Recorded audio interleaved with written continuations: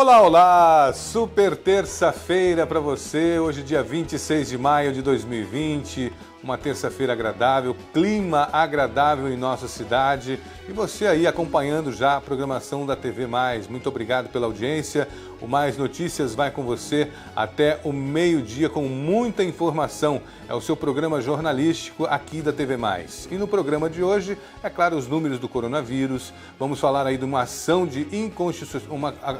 direta de inconstitucionalidade proposta pelo Observatório Social.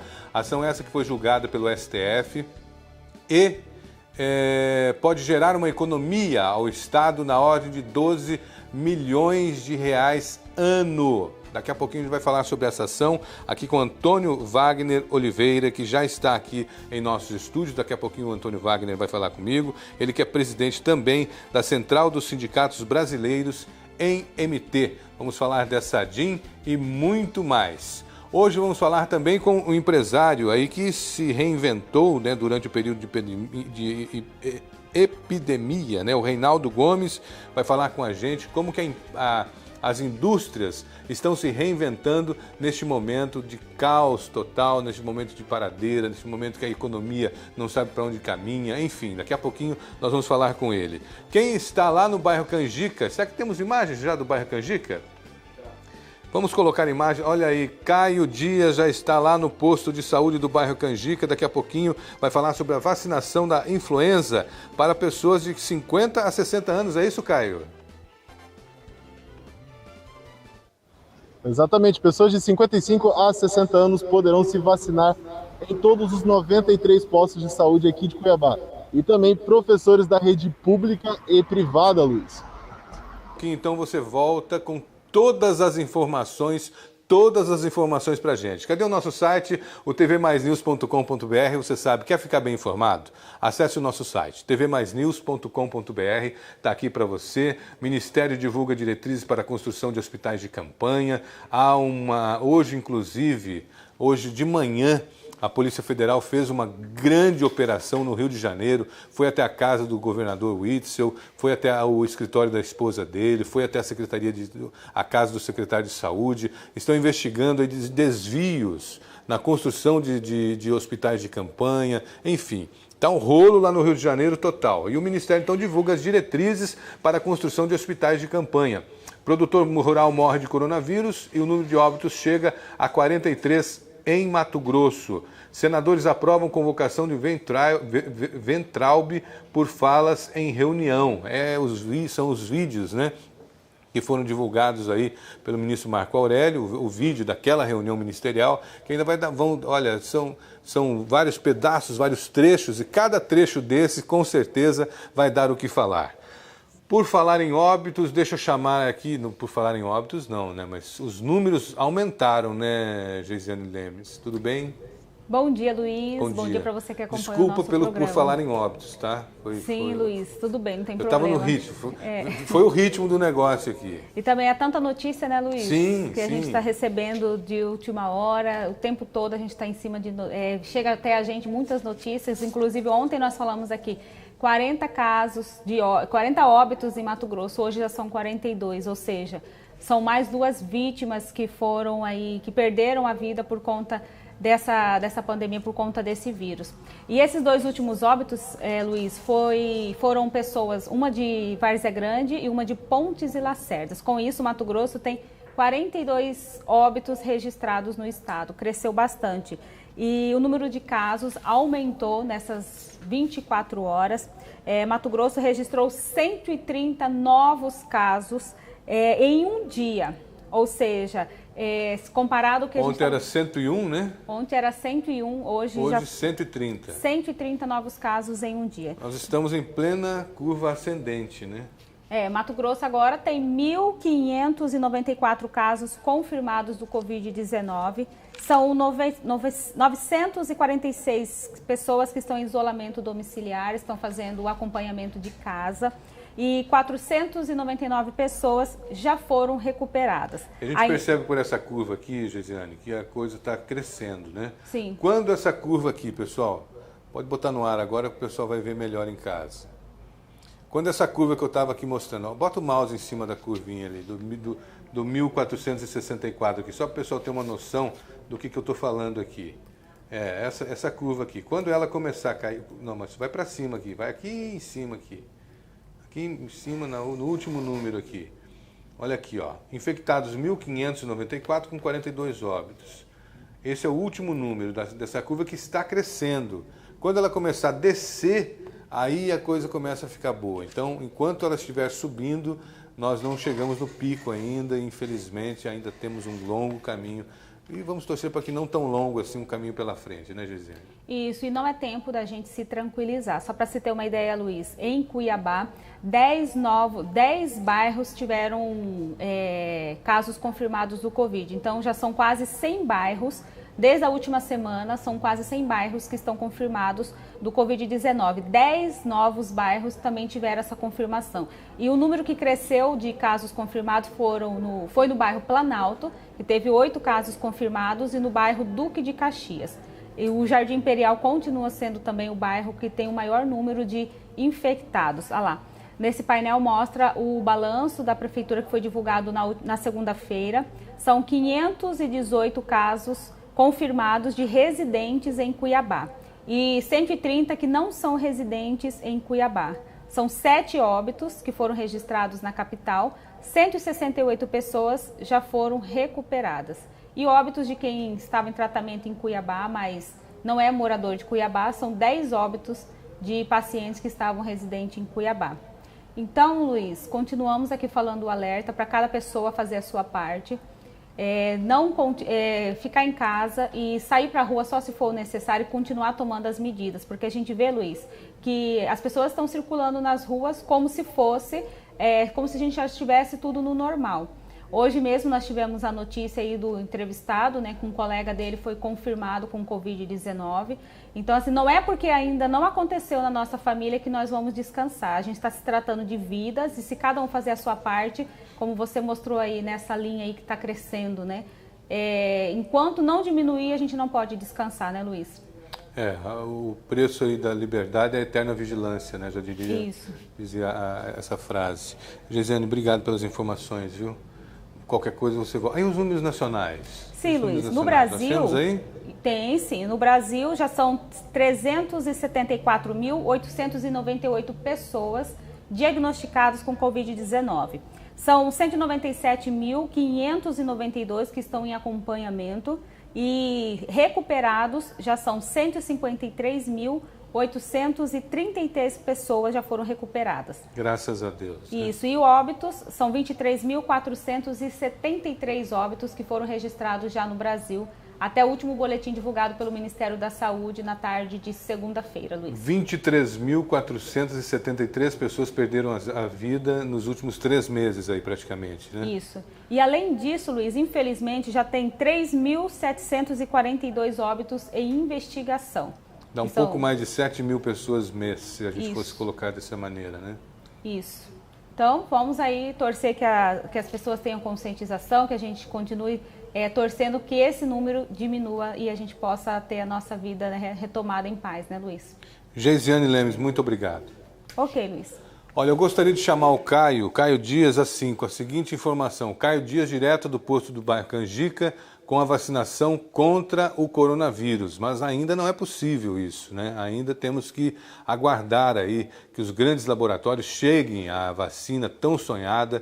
Eu estava vendo aí que mesmo os laboratórios mais potentes do mundo vão conseguir, quando descobrirem a vacina, vão conseguir a produção de 1 milhão de doses ano, que é muito. Nós temos aí 1 bilhão, né, de doses ano.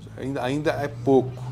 Ainda é pouco, estamos em 7 bilhões de pessoas, vai demorar um pouquinho, mas é claro que eu acho que assim, a partir do momento que um laboratório encontrar a vacina, os outros vão se associar e aí a produção de vacina deve aumentar. Agora, por enquanto, hoje a Prefeitura está iniciando a vacinação contra a influenza. Opa, eu não vi que eu estava aqui no quadrinho. Eu já estava saindo do quadrinho, viu, Caio? Achei que eu ia te chamar dali. Mas é o seguinte, hoje a vacinação é contra a influenza, é isso? Exatamente, Luiz. Essa terceira e quarta fase da vacinação contra a influenza, e professores da rede pública e privada e pessoas de 55 a 60 anos podem se vacinar. E também as pessoas que não se vacinaram, que são crianças de 0 a 6 anos, por férias e também gestantes que não se vacinaram na última fase, elas podem também procurar os 93 postos de Cuiabá para poder tomar a sua vacina, Luiz. Eu estava vendo o pessoal saindo ali do posto de saúde. O movimento, por enquanto, é pequeno, né? Na verdade, não tem movimento nesse posto agora, porque foi encerrado a primeira parte do dia da vacinação, que agora é de manhã. Mas às 13 horas volta a segunda parte, que é claro, na parte da tarde. Então, quem é morador do bairro Canjica e também do Terra Nova, pode vir até o posto e também procurar a vacinação. Claro, sendo pessoas de 55 a 60 anos e também professores da rede pública e privada, Luiz. Caio, vamos reforçar então os horários de atendimento. O horário de atendimento é das 7 ao meio-dia aqui nos postos e das 13 até as 6 horas da tarde, Luiz. Então tem 1 hora de almoço ali do meio-dia a 1 que não vai funcionar. E a vacinação é contra... A vacinação é contra H1N1, H3N2 e a influenza B. E a influenza B. Exato. E todos os postos de saúde estão realizando essa vacinação ou é só aí no Canjica? Não, os 93 postos de Cuiabá estão realizando essa vacinação e também as pessoas que não vacinaram na última etapa. Certo. E qual que é a orientação, Caio? A pessoa tem que estar bem, por exemplo, se a pessoa amanheceu com dor de cabeça, ela pode tomar a vacina? O que dizem aí? Qual que é a orientação para quem vai se vacinar? Olha, segundo o que passaram para nós aqui da equipe, a pessoa tem que estar bem de saúde e se sentir qualquer sintoma, ela deverá ficar em casa, ligar para o 0800 da prefeitura, que eles tirarão todas as dúvidas e também vão encaminhar para o posto de saúde, Luiz. E também, se você estiver bem, vem de máscara, vem uma pessoa só, se precisar vir acompanhado, só venha com uma pessoa, tome cuidado, todo o distanciamento social aqui no posto e também, claro, use a máscara. No caso, a minha está caindo, mas use a máscara de forma correta, tampando o nariz e a boca. Ajeita ela aí. É o seguinte, Caio. Bom, o posto da Unidade de Saúde da Família do Canjica e Terra Nova está então aberto já para vacinação e esse 0800 tem sido bem utilizado até pela população, né? Exatamente, Luiz. O 0800 está sendo bem utilizado pela população, que já recebeu 750 ligações para poder tirar dúvidas sobre o coronavírus, sobre sintomas, sobre o que fazer caso a pessoa sinta pelo menos um desses sintomas. Se é procurar o posto de saúde ou o hospital, ou se é ficar em casa em isolamento. Tá aí, ó, portanto, informação do 0800, você já recebeu 750 ligações, que é um número considerável, né? Caio, obrigado pelas informações. Exato. Mais algo que você queira acrescentar? Por enquanto é só, Luiz. Obrigado. Obrigado, Caio Dias, direto ali da Unidade de Saúde da Família do bairro Canjica e Terra Nova. Muito obrigado pela sua participação. Gente, eu vou mandar um abraço aqui para algumas cidades que em muito breve, vão começar a receber o sinal da TV+. São as cidades de Poconé. Alô, Poconé, daqui a pouquinho a gente está aí.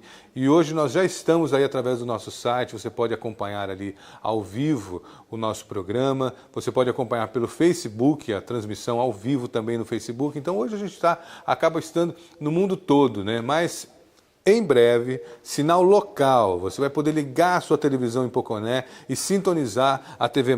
Não só em Poconé, como em Barra do Bugres, Barra do Garças, Primavera do Leste, Sapezal, Campo Novo dos Parecis, Comodoro e Nova Chavantina. Em muito breve, mais 20 municípios de Mato Grosso vão receber o sinal da TV+. Então você que está aí nos acompanhando, em muito breve estaremos juntos aí, mas você podendo sintonizar já na sua televisão, tá bom? Agora deixa eu falar o nosso 996154094, é o nosso WhatsApp, 996154094, é o WhatsApp para perguntas. Se você tem alguma pergunta para os nossos entrevistados, algo que você queira mandar para a gente, um vídeo, uma foto, um flagrante que você tenha feito, algo que você gostaria de compartilhar na televisão, você mande aí no nosso WhatsApp, 99615-4094 é o telefone para você mandar a sua participação, tá bom? E a gente fica aguardando sempre aqui, quando a gente gosta, né? Quando as pessoas mandam, quando as pessoas compartilham aí alguma novidade, alguma coisa que viram, enfim, algo que eles acreditam que seja importante compartilhar e a gente acha muito legal. Portanto, mande o seu WhatsApp, 99615-4094, 99615-4094. Vamos para o intervalo? Daqui a pouquinho a gente volta com muito mais informações. Depois do intervalo tem entrevista ao vivo, depois do intervalo tem informação, como vencer a crise, dicas, enfim, tem muita coisa legal para você. Agora são 11 horas e 17 minutos, você vê imagens aí das câmeras da CEMOB e nós vamos para o intervalo com imagens da nossa querida Cuiabá. Voltamos em instantes, até já.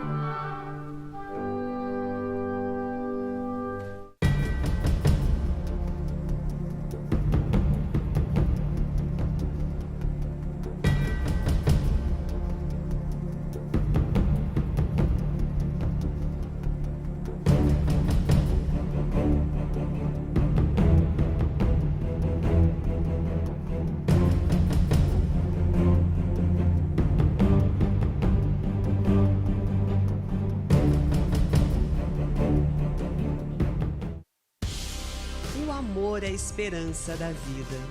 O amor que se doa é o mesmo que se recebe. Em todas as línguas, o amor é sinônimo de caridade. E caridade é o amor que move o mundo. O amor que move você. Legião da Boa Vontade, 70 anos promovendo a caridade completa, a do corpo e da alma.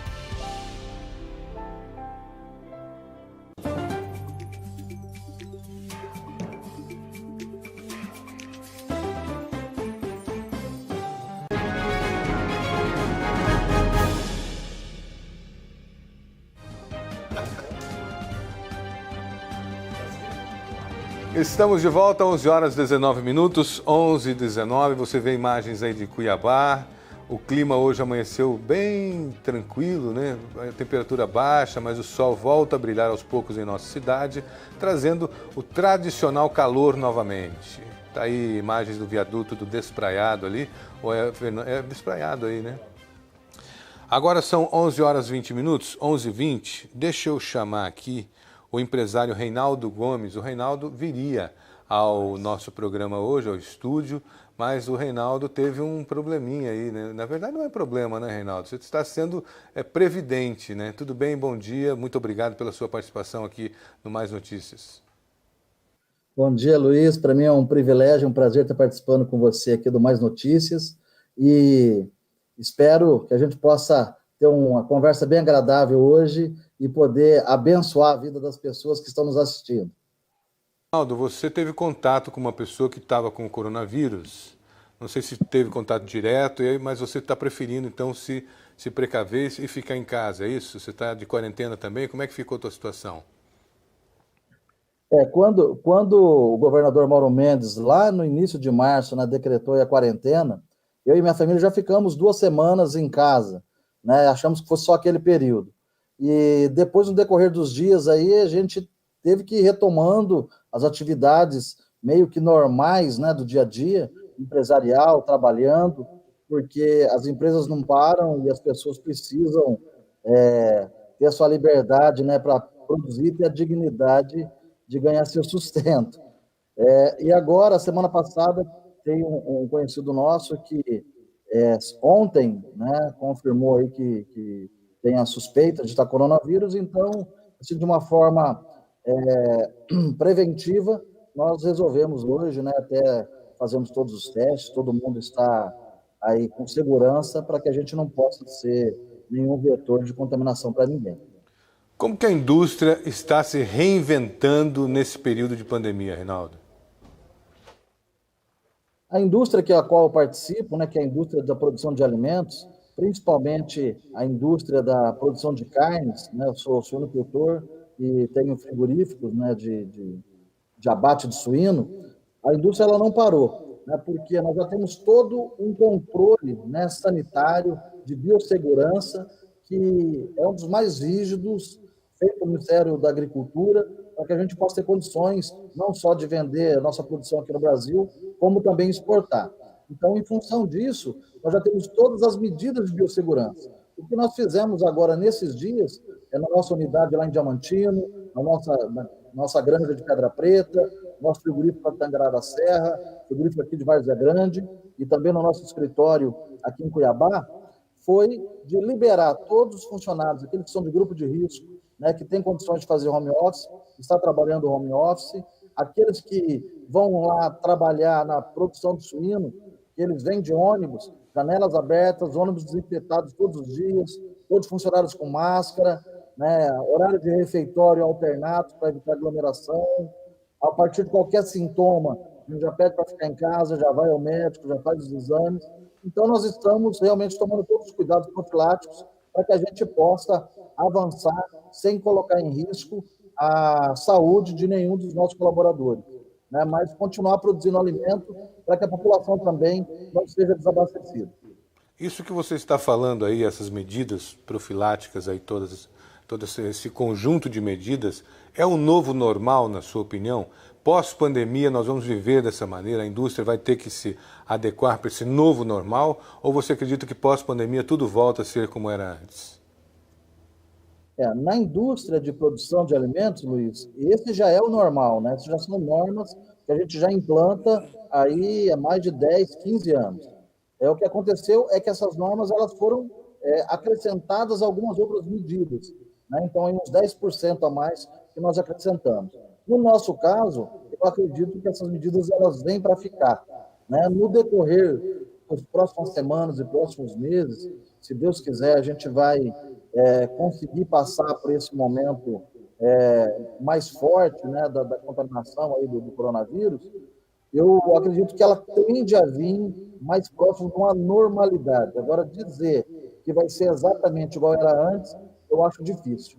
Até do ponto de vista, vamos por empresarial, reuniões que eram presenciais, né? Hoje mesmo, se a gente fosse pensar, seria difícil a gente estar conversando aqui, fazendo uma entrevista, participando de um programa que não fosse ao vivo, que não fosse presencial, na verdade. Agora a gente já está conseguindo encontrar alternativas. Eu acho que essas alternativas vão poder fazer com que a gente possa flexibilizar, né, ações nas empresas e os funcionários estarem mais livres e mais próximos, né, os colaboradores, todo o comércio, para poder estar mais próximo com a família, para poder morar mais próximo do emprego. A gente vai ter um tempo de nós estarmos repensando qualidade de vida. Esses dias eu entrevistei aqui a diretora executiva da Acrimate e ela falava da questão das exportações, que hoje 75% do que se produz de gado, por exemplo, no país é para o mercado interno, apenas 25% vai para o mercado externo. Você acredita que vai ser possível virar essa chavinha? Como é que está no teu setor? É esse número também, 75-25? Na suinocultura também não é diferente. Nós temos aqui 2/3 da produção nossa é mercado interno, né? E um pouco menos de 1/3, vai dar essa parte dos 25% a 30%, é exportação. Existe um espaço para que nós possamos aprimorar, né, e incrementar essa exportação. No caso da suinocultura, nós precisamos diversificar os países que nós exportamos. Durante muitos anos, nosso principal comprador de suíno era a Rússia, que chegou a representar quase 70% da exportação brasileira de carne suína. Hoje, o nosso principal importador é a China e Hong Kong, né? E com volume também muito significativo.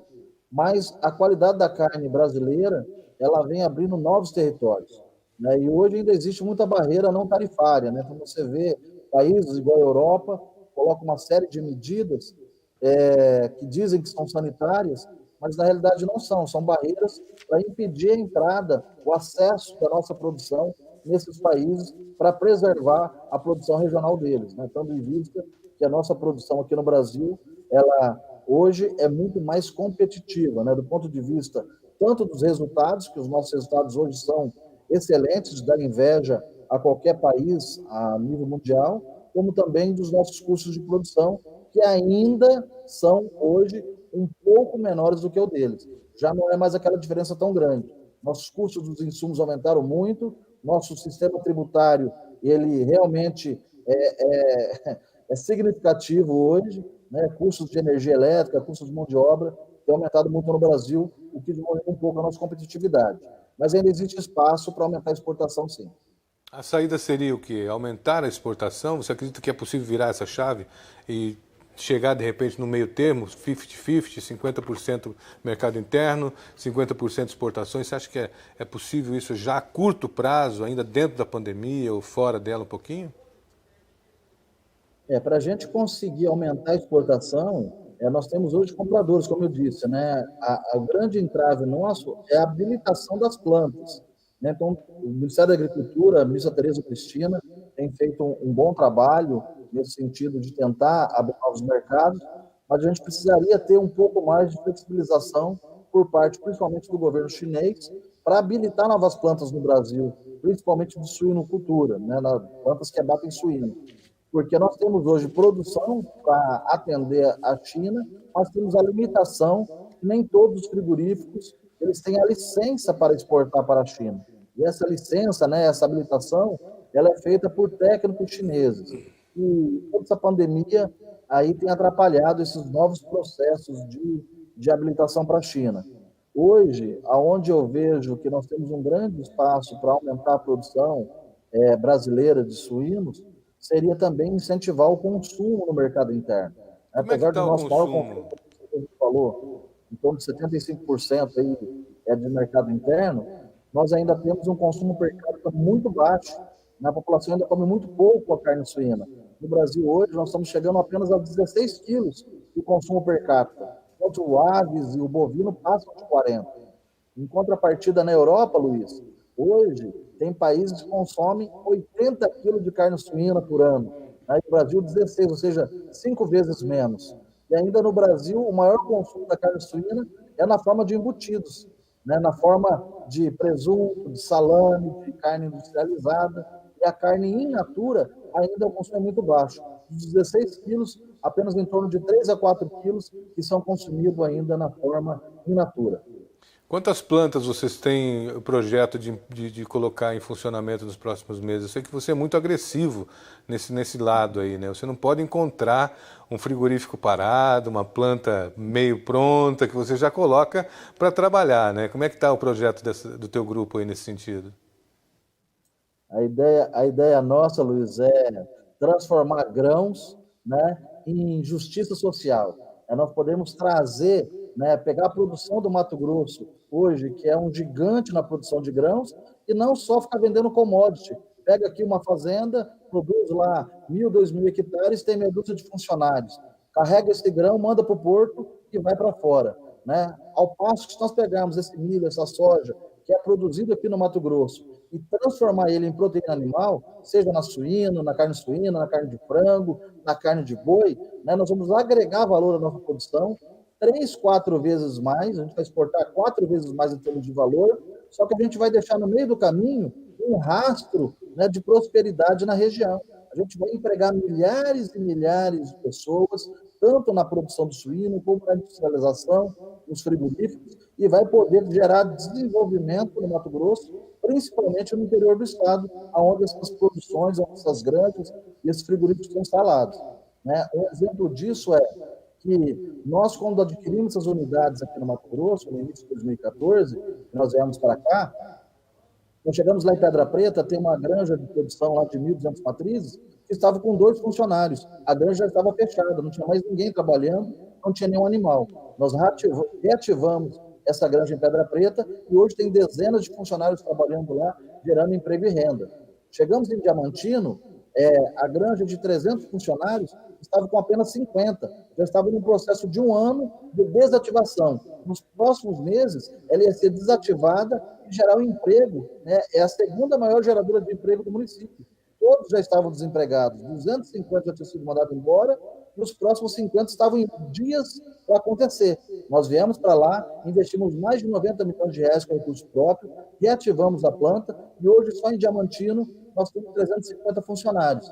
Mesma coisa em Tangará da Serra. Tinha um frigorífico bovino parado já há 7 anos em Tangará. Nós arrendamos aquela unidade, reformamos, transformamos ele para o abate de suíno e hoje temos mais de 100 funcionários trabalhando em Tangará da Serra. Várzea Grande também, essa unidade estava fechada há 5 anos. E nós temos lá também reativado e centenas de pessoas trabalhando nas nossas unidades. Então, só nesses exemplos que eu dei para você, que você disse que nós somos agressivos sim, na geração de emprego e renda, na distribuição e poder dar vida digna para as pessoas que trabalham conosco. Reinaldo, que você continue dando esse toque aí, não, por onde você passa aí o emprego surge, isso é muito legal. Parabéns pelo teu trabalho, parabéns pelo teu grupo aí, pela sensibilidade de investir nos locais certos, no momento certo e da maneira correta. Isso é muito importante. O Estado de Mato Grosso agradece, viu? Muito obrigado pela tua participação, vou deixar aí uns minutos para você fazer as suas considerações. Muito obrigado, Luiz. Eu quero agradecer e dizer que o nosso maior investimento, né, ainda está por acontecer. Nós já temos na planta em Rosário Oeste, quem passa na beira da Estrada da Guia, aquela planta que estava parada desde 2012, quando um grande grupo começou a construir e parou. Nós adquirimos aquela unidade e ali em Rosário Oeste a previsão nossa, assim que a gente conseguir vencer a parte burocrática, né, das licenças e tudo que precisa ser feito, nós vamos gerar lá, de início, mais de 1.000 empregos diretos. Hoje nós já geramos centenas de empregos diretos no Mato Grosso. E só com essa unidade ali de Rosário Oeste, no início mais de 1.000 e na última fase, 3.500 empregos diretos. Temos também a produção de espirulina, uma alga que vai na alimentação dos astronautas e hoje é considerado o maior alimento do planeta, produzido também aqui no Mato Grosso, com dezenas de distribuidores no Mato Grosso e no Brasil. Então, a nossa alegria é poder ser usado como canal para abençoar vidas. Muito obrigado aí pela atenção, né, e pela oportunidade de estar aqui dividindo a tela com você e todos os telespectadores da TV Mais. Muito obrigado, Reinaldo Moraes. Olha só, você viu que é possível empreender, é possível crescer, é possível vencer. E a gente trouxe hoje o Reinaldo aqui porque a gente precisa de bons exemplos, né? Nós estamos vivendo um momento de pandemia, que é tanta notícia ruim que você ouve por aí. Aqui não, aqui você ainda ouve notícias boas. Mas é tanta coisa ruim que os grupos de WhatsApp disseminando fake news. Você viu que ontem, aqui numa entrevista, eu perguntava para a advogada se a carteira de trabalho poderia ter a anotação de que a pessoa foi demitida por conta do coronavírus, que é uma coisa que eu vi num grupo de WhatsApp. Ela, não, isso é fake news. Então, vivendo um momento de tanta fake news, de tanta barbaridade por aí, uma entrevista como essa é muito importante, que mostra para a gente que existe o caminho, que existe a possibilidade da gente crescer, que existe gente fazendo coisa boa. Olha aí, comida de astronauta sendo produzida aqui em Mato Grosso, aqui pertinho de você. De repente o cara está lá na Estação Espacial Internacional comendo espirulina produzida aqui em Mato Grosso. Então, tudo isso é muito legal. Parabéns ao Reinaldo pelo trabalho dele e do grupo dele, que tem feito um trabalho muito bacana aqui no estado de Mato Grosso, gerando emprego e renda. E por falar em gerar emprego e renda, micro e pequenas empresas terão ajuda de 16 bilhões de reais para enfrentar a pandemia. O governo federal criou um programa para ajudar o setor e nós vamos trazer essa reportagem para você agora. Roda para mim. São 15,9 bilhões de reais para garantir que pequenos negócios mantenham empregos durante a pandemia do novo coronavírus no país. As empresas poderão pedir empréstimos de valor correspondente a até 30% de sua receita bruta obtida no ano de 2019.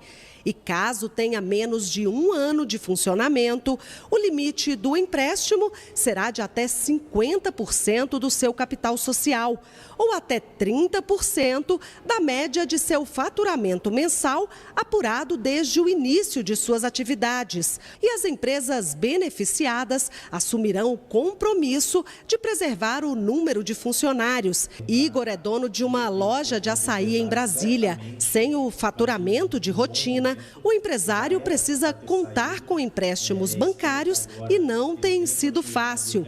A expectativa é grande agora. Eu vou ficar atento às regras e vou querer participar desse processo porque realmente a gente tem precisado, a gente está perdendo nosso fôlego a cada semana e essa linha vai vir para a gente suprir e tapar os buracos que ficaram abertos aí nesse período.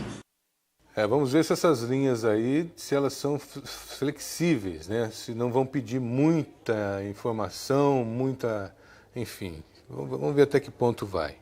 Vou mandar um abraço para a Patrícia e para o Jairo, que estão nos acompanhando, né, aí pelo Facebook. Mandar um abraço para a Dona Elvira, seu Manuel também, o Carlinhos, todo o pessoal ali no Jardim Florianópolis. Muito obrigado pela audiência, um carinho especial para vocês. Estou recebendo aqui o Antônio Wagner Oliveira, que é presidente da Central dos Sindicatos Brasileiros em Mato Grosso, e do Observatório Social, diretor do Observatório Social, que entrou com uma ação direta de inconstitucionalidade contra um aumento que o governo apareceu com esse aumento para o pessoal. Explica para a gente um pouquinho mais sobre esse processo, Wagner. O que aconteceu e como é que está hoje? Quer dizer, essa decisão do STJ, né? STF, pode garantir uma economia para o Estado de 12 milhões de reais ano. Isso. Bom dia, Luiz. Bom dia, telespectadores da TV+. Agradeço o espaço, amplamente democrático.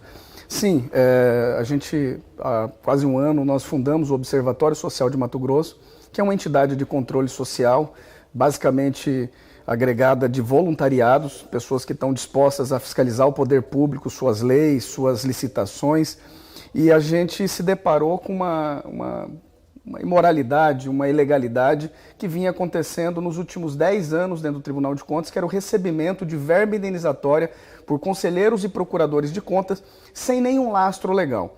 Lá em outubro do ano passado, 4 voluntários do Observatório Social demandaram com uma ação civil pública, o que causou a suspensão do pagamento dessas verbas indenizatórias para conselheiros e procuradores do Tribunal de Contas já naquela ocasião, porque não havia lastro legal. Para legitimar esse recebimento, para nossa surpresa, esse ano, em fevereiro, o governo Mauro Mendes, junto com o presidente do Tribunal de Contas, encaminhou um projeto de lei para a Assembleia, criando, por lei, a verba indenizatória de R$ 35 mil para procuradores de contas e conselheiros do Tribunal de Contas. Mas, para nossa surpresa, o que era ruim ficou ainda pior. Quando chegou na Assembleia Legislativa, as lideranças partidárias fizeram um substitutivo integral para esse projeto encaminhado pelo governador Mauro Mendes e estendeu essa verba indenizatória para presidentes de autarquias e fundações, secretários e secretários adjuntos e para o Procurador-Geral do Estado. 35 mil. 35 mil para conselheiros e procuradores do Tribunal de Contas e para secretários adjuntos, presidentes de autarquias e fundações, R$ 10.900, que é o valor de um DGA 2. Então, vendo essa ilegalidade, vendo essa imoralidade, nós contactamos uma entidade, nós fizemos uma denúncia pública, nós comunicamos todos os responsáveis da Assembleia de que aquela lei era ilegal, de que a verba indenizatória não serve para complementar salário de ninguém, e mesmo cientes da ilegalidade, eles insistiram com o projeto e aprovaram sobre uma série de polêmicas. Nós produzimos, inclusive, através do Instituto OPS de Brasília, um e-mailzaço. Foram mais de 10 mil e-mails para todos os deputados, vindo de pessoas, né, de populares, e mesmo assim, diante de toda essa polêmica, eles aprovaram a lei. Nós não podíamos deixar isso da maneira que ficou aprovada. Nós contactamos uma entidade parceira, a Confederação Nacional das Carreiras Típicas de Estado, e aqui eu faço o meu agradecimento todo especial ao presidente Antônio Carlos, que entendeu a denúncia que o Observatório Social fez e permitiu que nós pudéssemos ser parceiros da CONACAT e ingressássemos com uma ação direta de inconstitucionalidade. Nós fizemos isso aqui no Tribunal de Justiça, a ação ainda não foi julgada, e fizemos também uma ação direta de inconstitucionalidade junto ao STF, e que acabou resultando na suspensão dessa verba agora, semana passada. Qual a possibilidade de julgamento da ação aqui? Como é que está o processo? Olha, o processo já foi solicitado informações para o Estado, informações para a Assembleia Legislativa sobre o trâmite processual da aprovação da lei, mas até agora não foi julgado. foi julgada pelo STF. Semana repassada, o ministro Marco Aurélio determinou já de imediato a suspensão do pagamento para esses atores envolvidos, conselheiros, presidente de autarquias, fundações e secretários. E a semana passada, na quinta-feira, o Supremo Tribunal Federal julgou isso em plenário, julgou o nosso pedido de liminar em plenário e concedeu a liminar que nós estávamos requerendo, já antecipando a tutela, né? Ou seja, já determinando ali que se suspendesse qualquer tipo de pagamento dessas verbas para essas pessoas, conselheiros, procuradores de contas, secretários, insisto em repetir quem são esses atores, porque são servidores do mais alto escalão e que já têm altíssimos salários, exatamente, já tem altíssimos salários. Quanto ganha um procurador hoje? Um procurador de contas hoje ele ganha R$39 mil, que é o teto 90% do teto dos ministros do STF, e aí eles têm mais uma série de outros penduricalhos. Eles têm, por exemplo, um auxílio-livro, que é do valor de uma remuneração deles a cada 6 meses, por exemplo.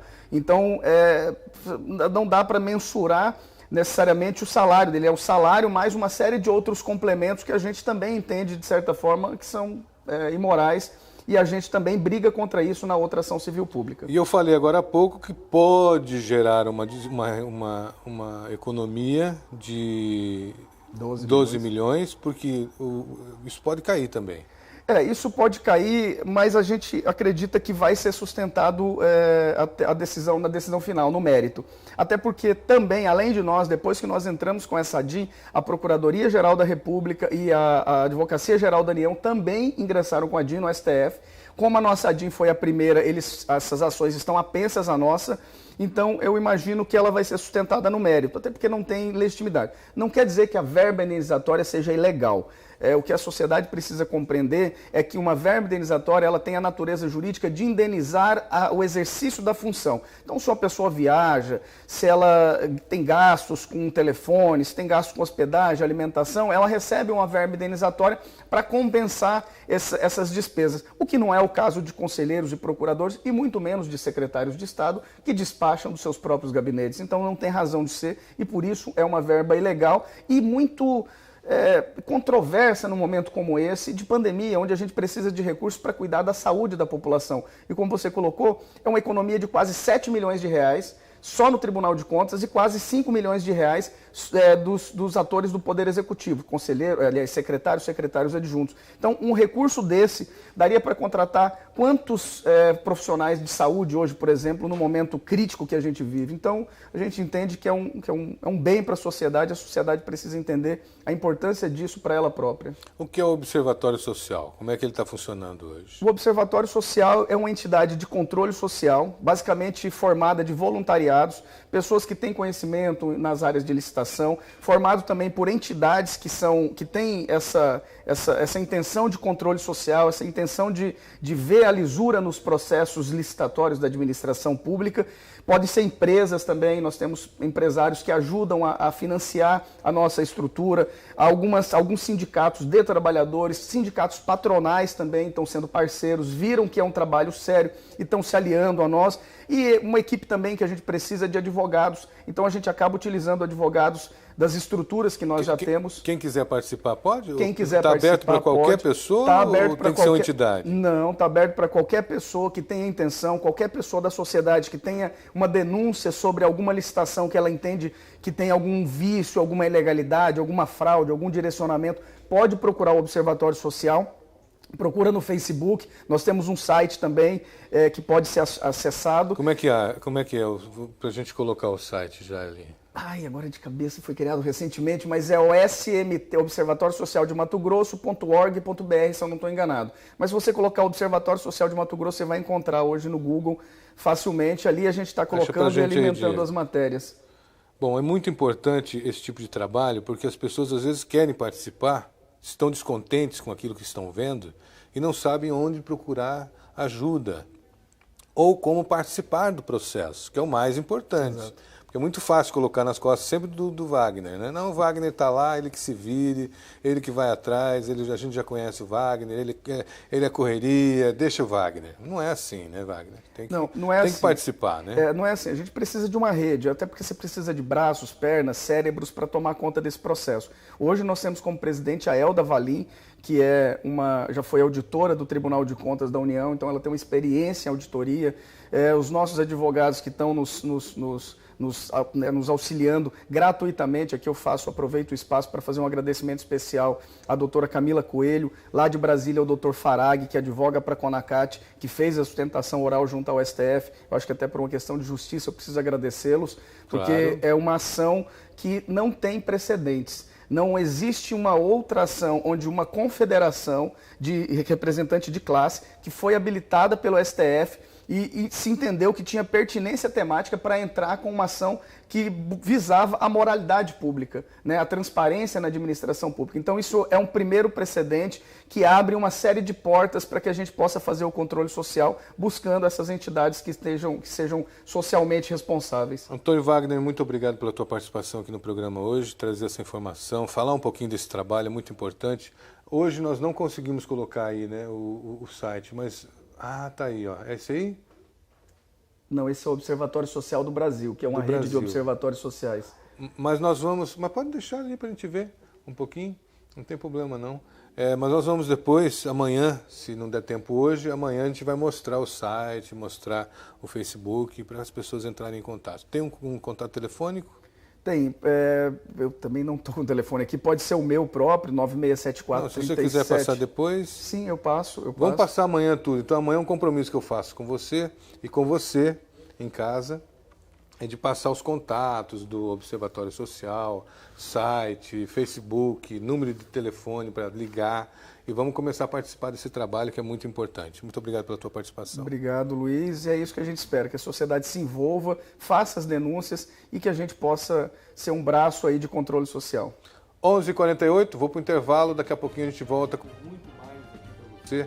Daqui a pouquinho tem mais notícias para você aqui na sua TV+. 11h48, vamos para o intervalo e voltamos já.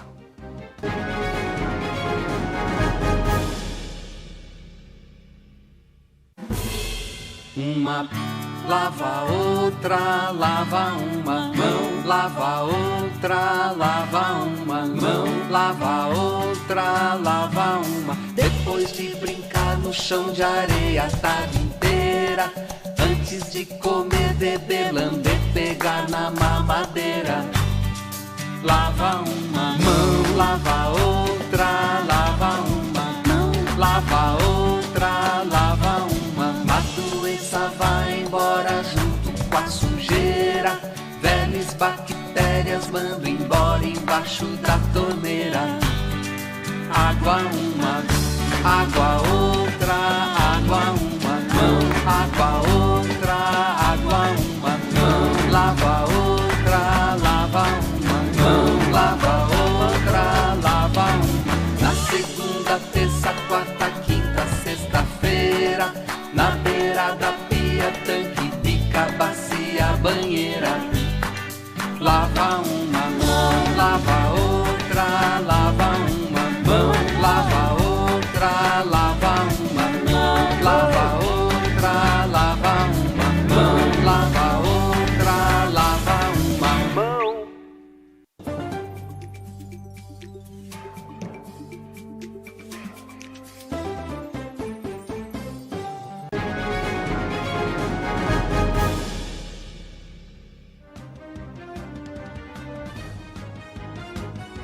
Onze horas 50 minutos, 11h50, estamos de volta. Você vê aí imagens. Aonde que é isso aí? Ah, não sei. Ah, o Trevo do Tijucal? Trevo do Tijucal, tá certo. Ah, tá certo ali, tá certo ali. Para quem vem ali da região de Rondonópolis ali, né? A entrada no viaduto ali, tá certo. 11h51. O pessoal achou que eu ia falar assim, já sei onde é. Eu não sabia. Mas esse trevo aí ficou muito bem feito, né? Muito legal. Já estou recebendo aqui o meu amigo Juarez Fiel. Tudo bem, Juarez? Tudo ótimo, tudo bem. Hoje com boa notícia. Sim, Luiz. Sempre com boa notícia. Sempre, né? sempre. Eu só venho quando tem boas notícias, senão eu não apareço aqui. É verdade. Mas não, Luiz, assim, até você está me cobrando, né, para a gente detalhar, chama-se Bolsa de Valores. Quer dizer, é algo que vem em queda constantemente e ontem teve tipo assim, uma forte alta, né, em relação até ao mundo. Foram 4,25, voltando para a faixa de 90 mil pontos, sabe? Movimento de mais de 20 bilhões de reais. Porque esse negócio de bolsa, a pessoa fica pensando assim, mas vem cá, como que isso influencia a minha vida? Quando eu vou comprar ali um pacote de açúcar, um pacote de arroz no mercado, a Bolsa de Valores não influencia na minha vida, e influencia, né? Sim, com certeza, Luiz, porque o giro de recursos aumenta o volume de negociações no país e isso impacta. Tanto é que o dólar ontem caiu 2,8%. Nós que já estávamos falando de dólar a R$6, hoje nós podemos falar de 5,45.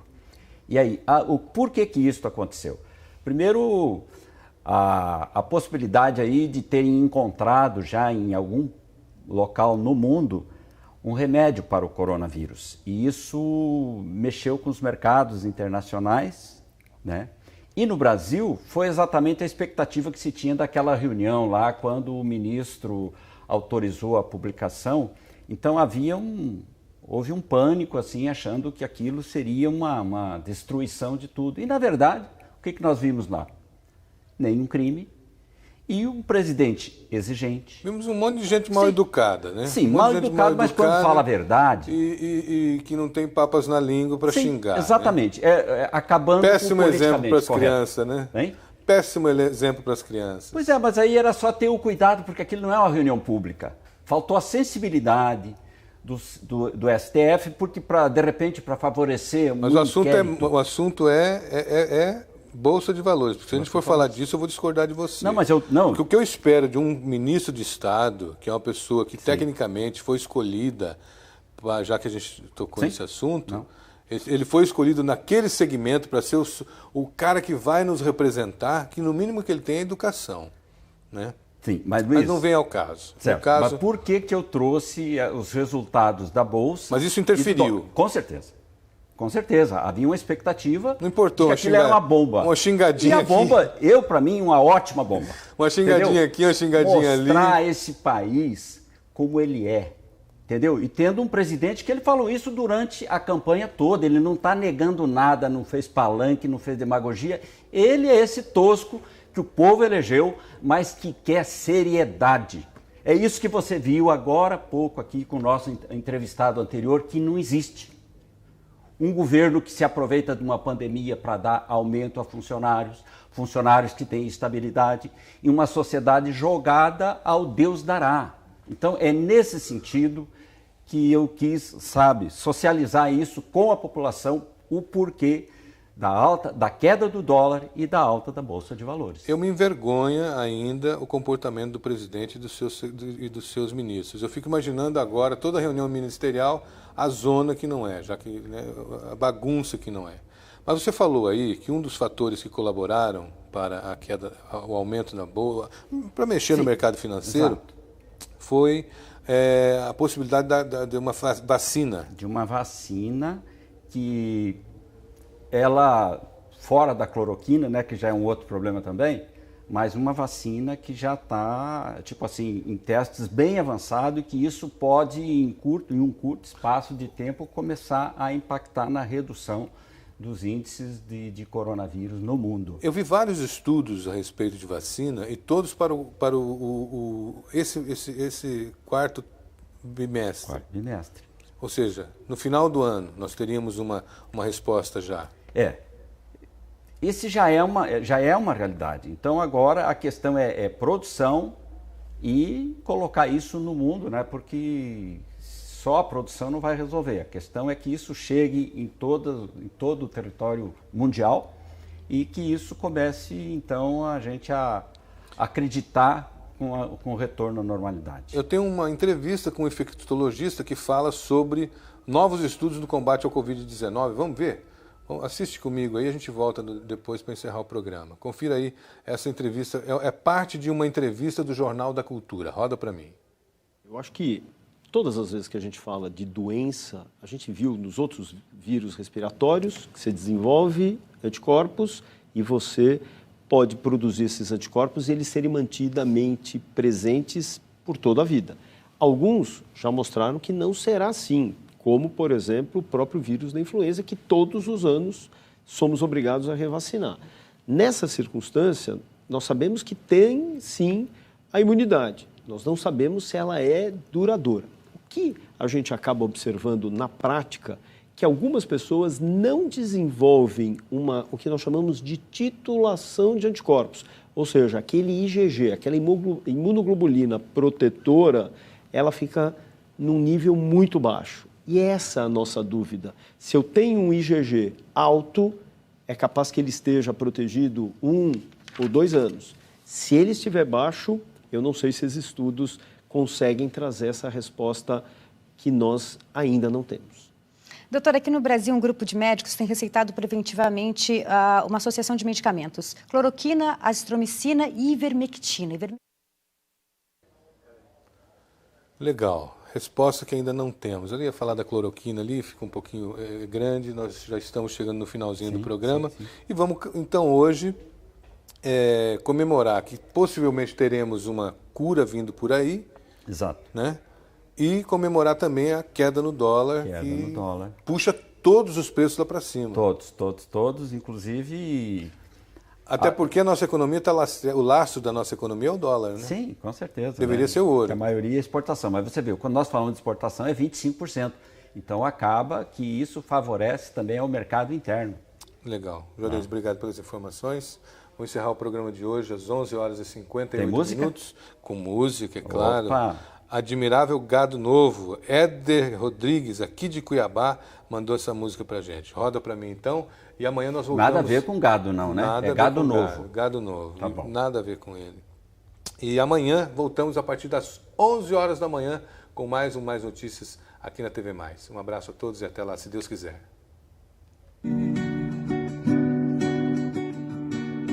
Vocês que fazem parte dessa massa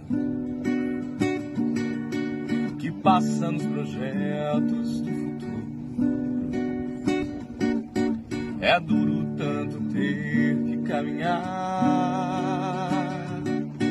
e dar muito mais do que receber e ter que demonstrar sua coragem à margem do que possa parecer e ver que toda essa engrenagem já sente a ferrugem lhe comer. Eu, vida de gado, povo marcado em povo feliz. Eu, vida de gado, povo marcado em